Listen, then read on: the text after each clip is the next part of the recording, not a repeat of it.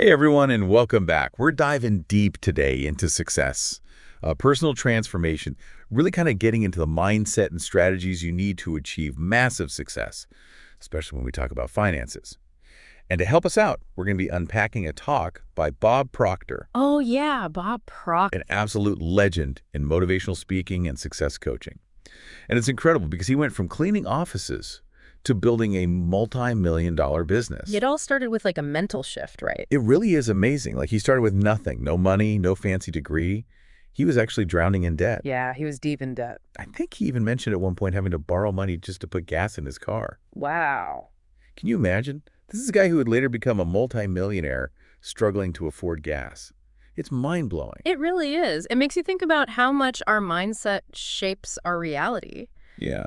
Proctor talks about this idea of a paradigm, which is basically the lens through we see the world. It's our beliefs about ourselves, what's possible for us.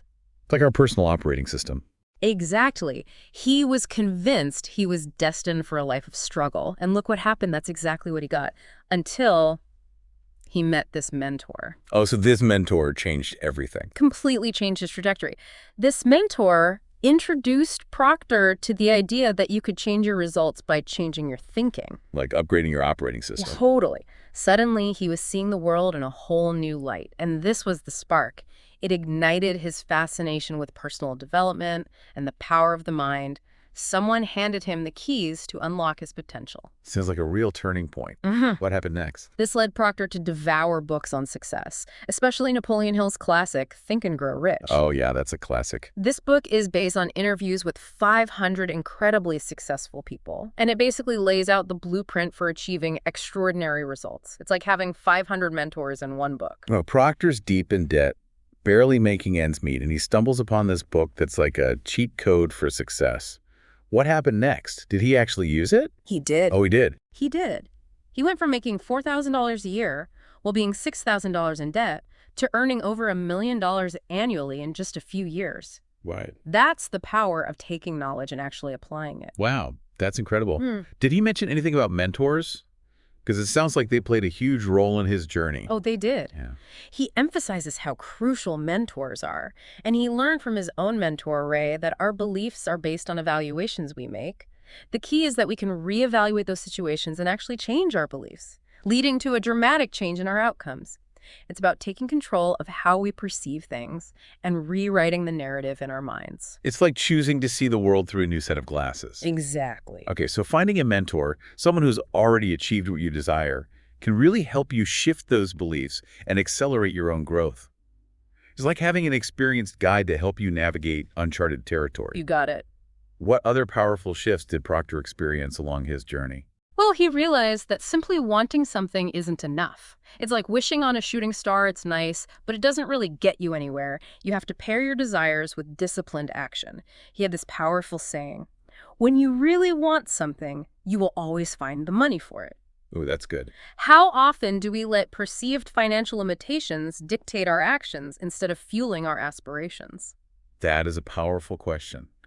It challenges us to really examine our own beliefs around money and how they might be holding us back. Did he offer any advice on how to bridge that gap between wanting something and actually achieving it? He did. He talked about this fascinating concept of levels of vibration or frequencies. It ties into this idea that we attract into our lives what we're vibrating at. Okay, I've heard of this concept, but I'm still a little fuzzy on the details. Could you break it down for me? What does it actually mean to align yourself with the frequency of success? Imagine you're trying to tune in to your favorite radio station, but your dial is slightly off. You might get bits and pieces of the song, but it's mostly static. That's what it's like when you're not aligned with the frequency of what you desire. To get a clear signal, you need to adjust your internal dial to match the frequency of your goals. I like that. And you do that by thinking and acting as if you've already achieved your desired outcome. It's about embodying the energy of success before you see the tangible results. So it's not just about positive thinking, it's about actually embodying the energy of the person you want to become. Stepping into that identity even before you see the external evidence. Exactly. I like that. And Proctor himself is a perfect example of this. He shared a story about how he envisioned building a global company. This was back in 1973. Wow. It took decades for that vision to fully materialize, but he never let go of it. He held on to that vision for decades. Decades. He held on to that image, he acted in accordance with that belief, and eventually it became his reality. It's a testament to the power of having a clear vision and taking consistent action aligned with that vision, even when the results aren't immediately apparent. Wow, that's pretty amazing. Yeah. Okay, so we've talked about shifting our paradigm, seeking mentorship, and aligning our wants with discipline. What other key insights did Proctor share about achieving massive success? He talked a lot about decision-making, making bold, committed decisions. He shared some stories about people like Andrew Carnegie and Napoleon Hill, and then John F. Kennedy and Wernher von Braun. Interesting pairings. Business magnate with the author he mentored, and then a president with basically the rocket scientist who made this space program happen. All incredibly successful individuals who made decisions that really just catapulted them towards their goals. Was there a theme in how they approached decision-making? Yeah, there's a really interesting one. He emphasizes that these individuals didn't just stumble into success, they made decisions with conviction because they'd already done the hard work of aligning their beliefs and desires and goals. They knew what they wanted. Makes sense. Imagine trying to build a company or write a groundbreaking book while constantly doubting yourself at every step. You'd be paralyzed. Yeah, you'd be totally paralyzed. These folks had a clear vision, and they went after it with everything they had. It's beautifully illustrated in the story about Andrew Carnegie and Napoleon Hill. Oh, yeah, remind me about this one. So Carnegie was considered the wealthiest man in the world at the time. Yeah. And he mentored Napoleon Hill. Right. And Carnegie, being a master of understanding human psychology, decided to put young Napoleon Hill to the test. He presented Hill with a proposition: to devote your life to a project that may not yield any tangible rewards for at least 2 decades, and he had 60 seconds to decide. Wow. 60 seconds to decide whether to dedicate 2 decades of your life to something. That's intense. What did Hill do? In just 29 seconds, he gave a resounding yes. He didn't even hesitate. What do you think was going through his mind?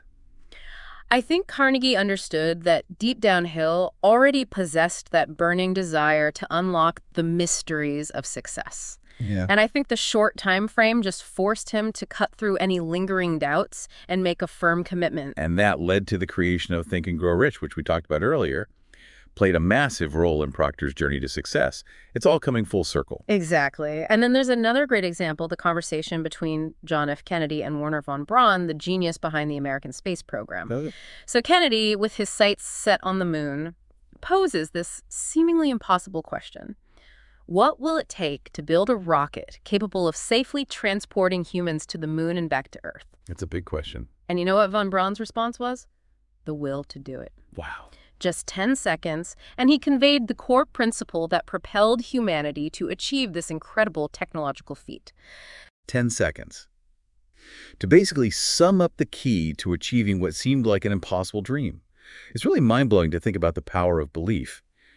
These stories really highlight how committed decisions driven by a deep inner desire can literally change the course of history. Absolutely.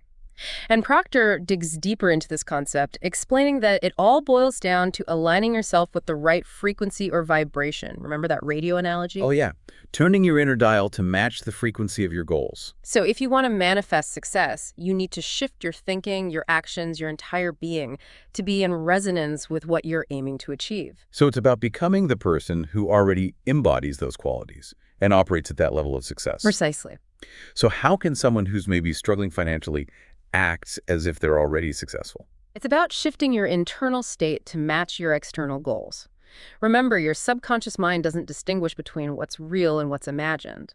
So when you consistently act as if you've already achieved your goal, your subconscious starts to accept that as reality, which influences your actions and helps bring that vision to fruition. So we're essentially rewiring our brains for success. Yeah. That's a powerful concept. What are some practical things people can do to start shifting their internal state?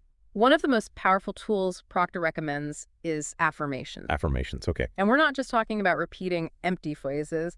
It's about crafting statements that reflect your desired reality, repeating them with conviction, emotion. So instead of saying, I want to be rich, you might say, I am attracting wealth and abundance into my life. Exactly. It's about programming your subconscious mind with positive, empowering beliefs. I like that. And Proctor shared this powerful anecdote about how Napoleon Hill, under Carnegie's guidance, used affirmations to achieve this ambitious goal. Carnegie challenged Hill to not just equal his achievements, but surpass them. And he urged Hill to repeat this affirmation every single day, looking into the mirror saying, Andrew Carnegie, I'm not only going to equal your achievements in life, but I'm going to challenge you at the post and pass you at the grandstand. Wow, that's bold. Did it work? Hill questioned whether it was even possible, but he committed to repeating that affirmation daily. And as he did, his subconscious mind began to accept that audacious goal as a possibility, which fueled his actions and helped him achieve what initially seemed unimaginable. The power of belief, right? Okay, so affirmations, very powerful. What other practical tools did he suggest? He emphasized the